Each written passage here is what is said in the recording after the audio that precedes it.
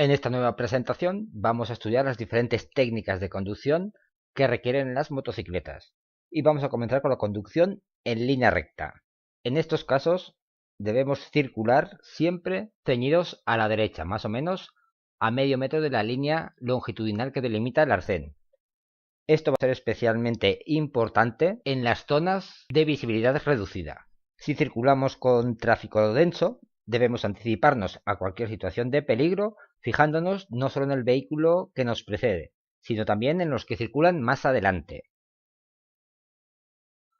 La toma de curvas con estos vehículos requiere unas técnicas de conducción diferentes. Mientras que los vehículos de 3 o más ruedas, el conductor no ha de inclinar el cuerpo, el conductor de una motocicleta debe hacerlo al tomar las curvas, al mismo tiempo que inclina el vehículo. Esta inclinación hacia el interior de la curva, que dependerá del ángulo de la misma y de la velocidad a que se circule, facilita la conducción, pero implica que el conductor y su motocicleta ocupen mayor espacio en anchura, tanto más cuanto mayor sea dicha inclinación. Al tomar una curva van a actuar diferentes factores, como son la fuerza centrífuga, que nos empujará a seguir en línea recta, es decir, hacia el exterior de la curva, la fuerza centrípeta, que contrarresta a la centrífuga y se favorece con el manejo de la motocicleta, la masa del conjunto formado por la motocicleta y los ocupantes, su disposición e inclinación influyen decisivamente. También va a influir la velocidad y la adherencia de los neumáticos al pavimento.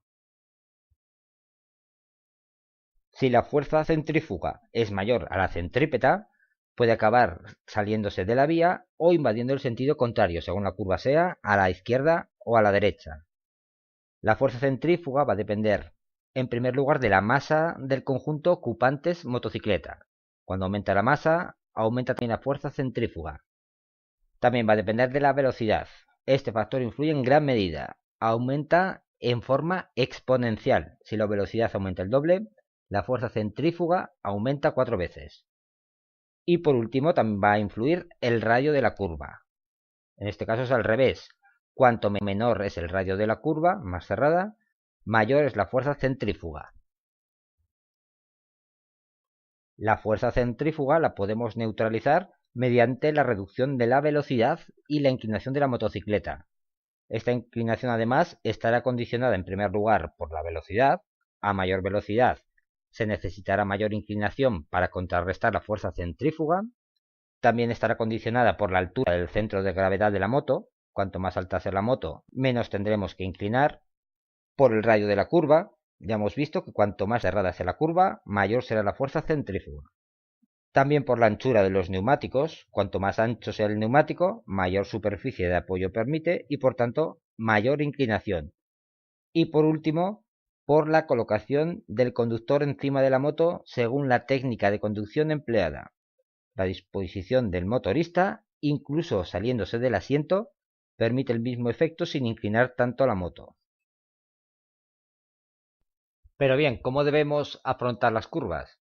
Pues antes de ella debemos identificar el tipo de curva, que ya veremos en el siguiente punto cómo son. Después debemos ajustar la velocidad a ese tipo y, muy importante, debemos entrar por el exterior de la misma. Durante la curva debemos inclinarnos junto con la moto, no acercarnos al centro de la calzada, prestar atención a las curvas ciegas y no acercarnos en exceso a los bordes. Y para finalizar la curva, no debemos abrir el acelerador antes de enderezar la motocicleta y tampoco debemos acelerar bruscamente. Son varios los tipos de curvas que podemos encontrar, siendo las de radio constante las más abundantes y las más fáciles de tomar. Las que se abren con radio creciente, con su punto de contacto cercano a la entrada, no revisten peligro especial, siendo poco frecuentes. Las curvas más peligrosas son las de radio decreciente, es decir, las que se cierran progresivamente, en cuyo caso la velocidad de salida debe ser mayor que la de entrada, complicándose así mucho la salida. Son muy poco frecuentes. Y por último están las curvas enlazadas, donde a veces la salida de la anterior coincide con el interior de la siguiente. En estas curvas suele adquirir importancia la última de ellas. En cuanto a los estilos para desplazar el centro de gravedad del conjunto conductor-motocicleta al tomar una curva, el más usual de ellos es el sistema continental. La cabeza se mantiene perpendicular al suelo.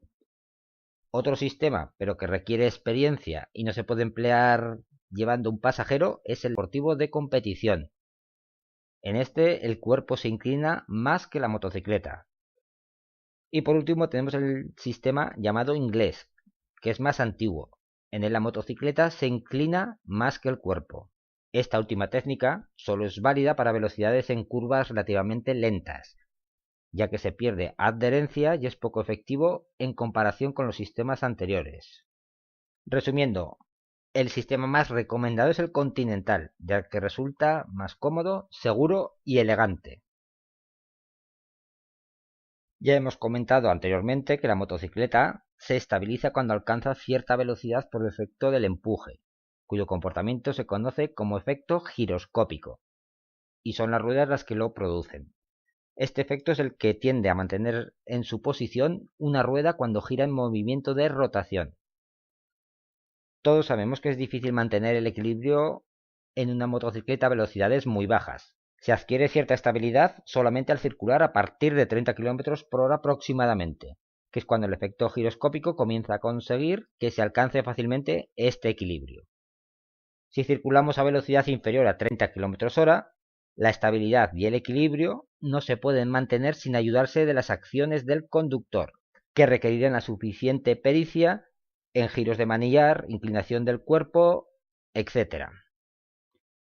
Por esto, para tomar una curva a baja velocidad o cerrada, el manillar debe girar hacia el lado de la curva durante todo su desarrollo.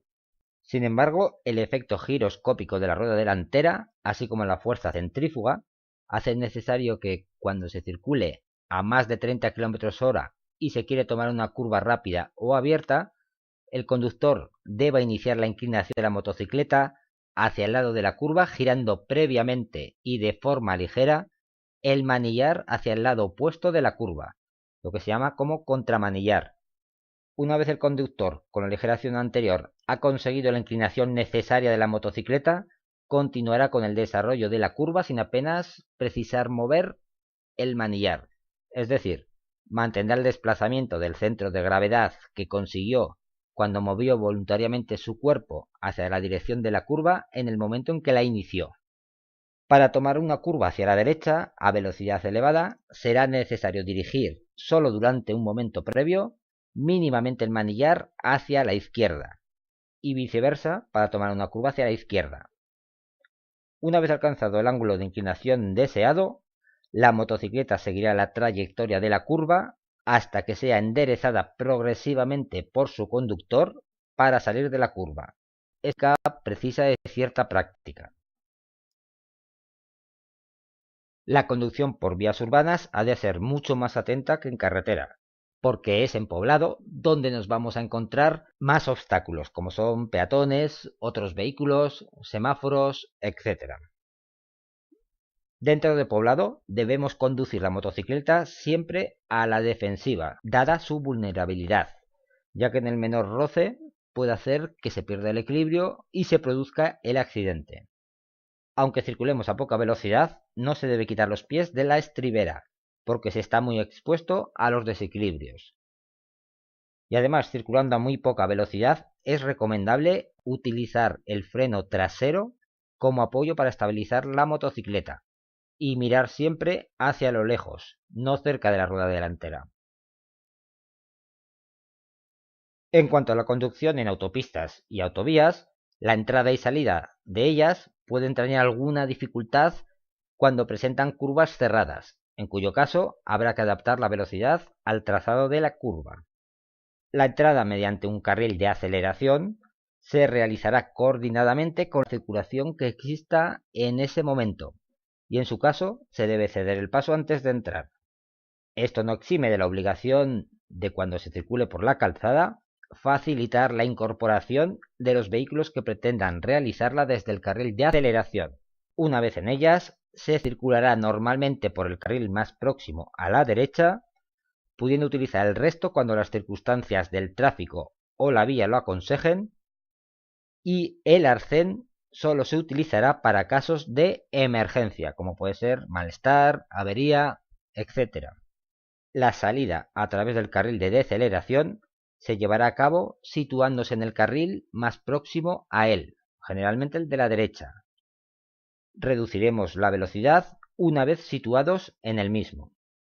Si realizamos viajes largos por autopista o autovía, es necesario tener en cuenta el volumen del equipaje y su masa, sobre todo en las curvas. La conducción monótona, combinada con la sensación aislante y envolvente del casco, producen somnolencia. Aunque hoy en día el sidecar apenas se utiliza, por tratarse de una motocicleta de conducción totalmente diferente, debemos hacer un breve comentario sobre este vehículo. El peso del sidecar no está repartido simétricamente y el centro de gravedad no se encuentra en el medio del conjunto, sino más desplazado hacia el lado en que se encuentra la motocicleta. De modo que debe tenerse en cuenta el efecto de la fuerza centrífuga cuando se toma una curva hacia el lado contrario, por ejemplo para evitar el vuelco. También es importante tener en cuenta la posición del sidecar respecto a la motocicleta. Normalmente este se encuentra a la derecha. La conducción en línea recta no presenta problemas, salvo cuando hay que sortear algún obstáculo, por la posibilidad de elevación del sidecar sobre el suelo. Normalmente en una motocicleta con sidecar pueden viajar 3 personas, 2 en la motocicleta y 1 en el sidecar, siempre que esté autorizado. Cuando se transporte un solo pasajero, este se acomodará en el sidecar, ya que detrás del conductor perjudicaría la estabilidad, sobre todo en los giros. Solo lo hará detrás del conductor cuando se transporte a 2 pasajeros, colocando el más pesado en el sidecar. A continuación vamos a dar una serie de consejos sobre cómo frenar con la motocicleta. En primer lugar, debemos intentar no tener que frenar en una curva. Habría que hacerlo antes. Normalmente debemos frenar con los 2 frenos, empleando algo más de fuerza en el delantero. También cuando vamos a frenar, debemos cerrar completamente el acelerador. Para evitar que las ruedas se bloqueen, no frenar de golpe, sino de forma progresiva. Y en caso de bloqueo de una rueda, soltamos el freno correspondiente y volvemos a accionarlo. También es importante, para aprovechar el freno motor, no apretar el embrague hasta justo antes de la detención, excepto en frenadas de emergencia. Además, en caso de llevar pasajero, se puede accionar con mayor fuerza el freno trasero y es muy importante, a la hora de frenar, adoptar una posición adecuada. Para terminar con este tema, vamos a comentar algunos conceptos importantes, como son el tiempo de reacción, que sería el tiempo que empleamos desde que vemos un obstáculo hasta que decidimos frenar. Durante este tiempo recorreremos unos metros, que se llamará distancia de reacción. Y el espacio que recorremos desde que pisamos el freno hasta que el vehículo se detiene completamente, lo llamaremos distancia de frenado. Si unimos la distancia de reacción más la distancia de frenado, es decir, desde que percibimos un obstáculo hasta que detenemos completamente el vehículo, a esto lo vamos a llamar distancia de detención o parada técnica. El tiempo de reacción, ya hemos dicho que es el tiempo que tardamos desde que percibimos un estímulo hasta que decidimos actuar. Normalmente es de 0,7 a 1 segundos. Este tiempo puede aumentar a causa de varios factores, como la edad, aumenta con la edad, el sueño y la fatiga, alcohol, drogas y medicamentos, calor excesivo, digestiones pesadas, etc. La distancia de reacción sería la distancia que recorre el vehículo durante el tiempo de reacción. Sobre todo depende de la velocidad del vehículo y es independiente del estado de la calzada. Y la distancia de frenado sería la distancia que recorre el vehículo desde que frenamos hasta que se detiene. Esta distancia va a depender de varios factores, como son la carga, a mayor carga, mayor distancia, del estado de los frenos, neumáticos y suspensión, a peor estado, mayor distancia, del estado y configuración de la calzada, a peor estado, mayor distancia también, de las condiciones meteorológicas, a peores condiciones, mayor distancia, y de la pericia del conductor. La distancia de frenado además puede duplicarse en pavimentos mojados y multiplicarse por 10 con hielo sobre la calzada, debiendo en tal caso circular a velocidad moderada. Y con esto terminamos esta presentación.